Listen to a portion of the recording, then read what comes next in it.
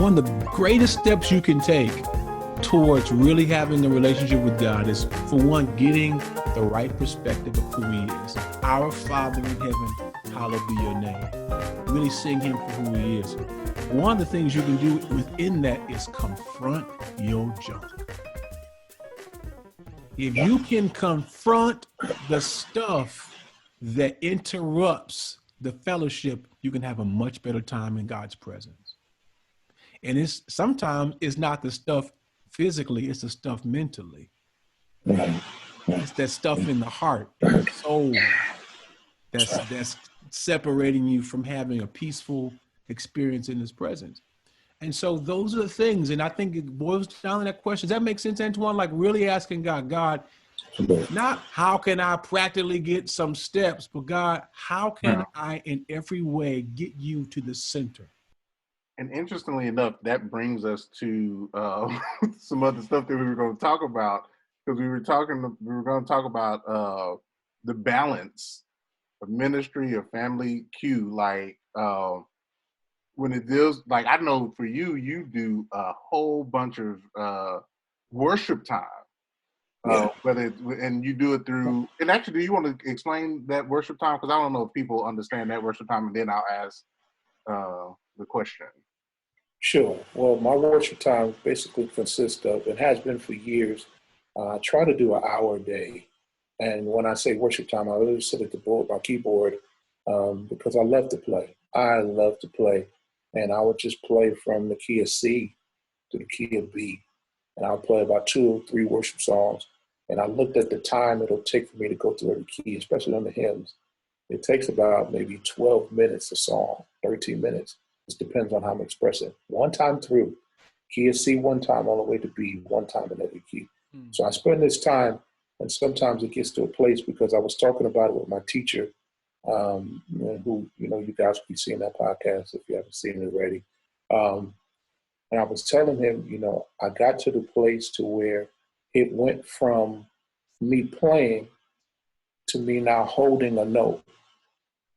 And my hands are lifted, or one hand's lifted, both hands get lifted to a point to where I begin to remember, because to worship, like Mike is saying, that tabernacle, the presence is the center of everything else. You come to a point to where all your thoughts, that's why meditation is so important. To meditate, focus. And people think that because I can't quite just focus in on God right now, it's like too many things, they think it's a bad thing. No, it's something that you got to work on. But God becomes the center. My thoughts get narrowed down to his goodness. It gets narrowed down to wanting to feel his touch and feeling him on me. And I begin to cry, and my hands totally lifted. Now he has what he really wants. Because God didn't want my instrument. That's a good thing. But he wanted me.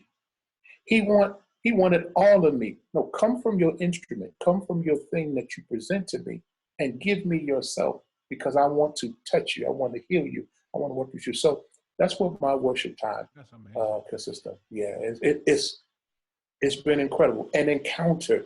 My brothers and my sisters, do not forfeit an encounter with God.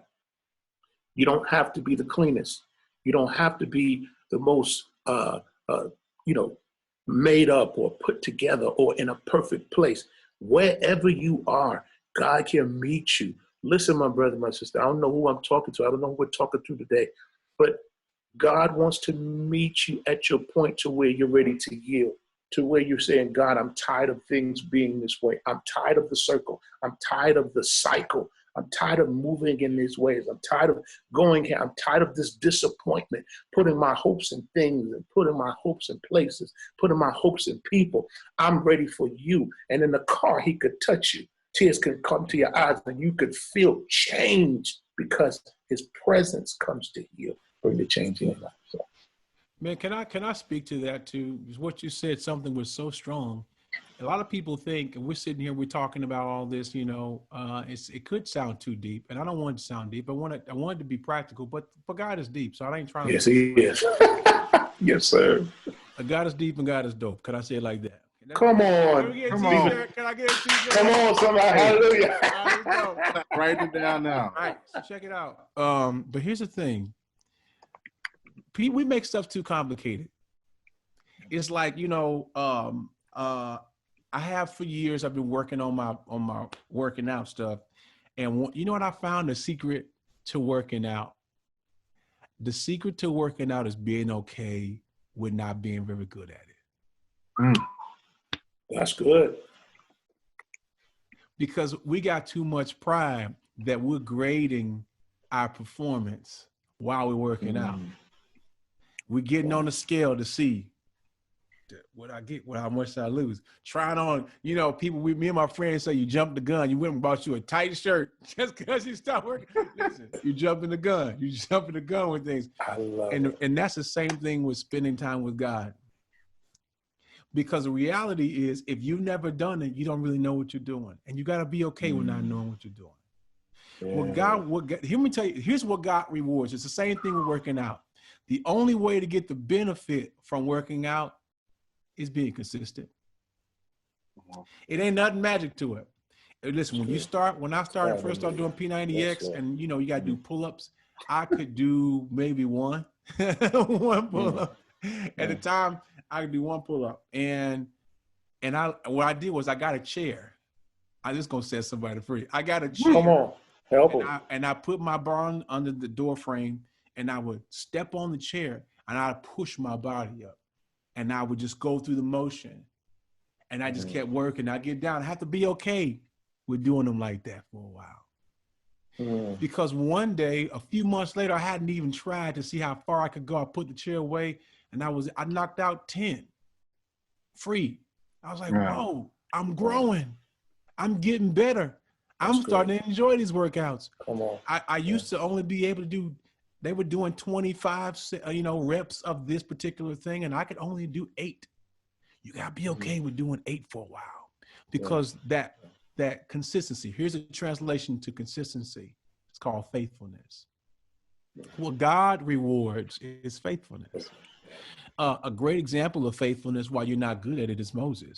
Moses in the book of Exodus was not very good at being a deliverer. He was terrible at it. And he would go in and talk to the folks, and they were like, man, Moses, you crazy. You messing our life up. Pharaoh talking crazy to Moses. Moses come out trying to show face. God said to come out, talk to the people. As soon as he come out, Moses, you're making our life harder. You shouldn't even came and did this. Get out of here, Moses. What's wrong with you? Who told you you supposed to help us? Then Moses go back to God and say, God, what in the world is going on? How you gonna tell me to do this? They ain't gonna do what I say. Pharaoh ain't gonna listen to me. The people ain't gonna listen to me. The elders ain't listening to me. And then God says, go back and do it again. Moses goes back again. Moses doesn't speak for himself. His brother's talking for him. When it's time to lift up the rod, he ain't lifting it. Aaron's lifting it. He's complaining. The people ain't listening to Moses. What got Moses to the Red Sea in the first place? By the time he got to the Red Sea, he looked like a rock star. I mean, literally, he had the Red Sea, lifting up the rod, talking, calling it out, waters parting. It was the faithfulness along the way. Over 10 seasons of trial, of testing, of plagues, he kept showing up. And in our lives, eventually, you're going to see the results of your spiritual maturity if you just show up. So right now, like what he says, I get up, most of my mornings are about an hour. And it's not every time, but sometimes I don't have that time. Maybe if I stayed up late and I'm super sleepy, and it's not gonna be hard to get up for that hour. I want to get enough rest to do what I have to do. And so it might be 30 minutes, it might be 45 minutes, but a lot of times it's about an hour. And I spend that time in the prayer closet. Some of it I'm listening to worship. Some of it I'm being quiet. Some of it I'm praying. Some of it I'm reading a word. Some of it I literally have been in there like, come on. But let me tell you, I learned that God can do more with your faithfulness and your non-skilled self in his presence than he can with your arrogance.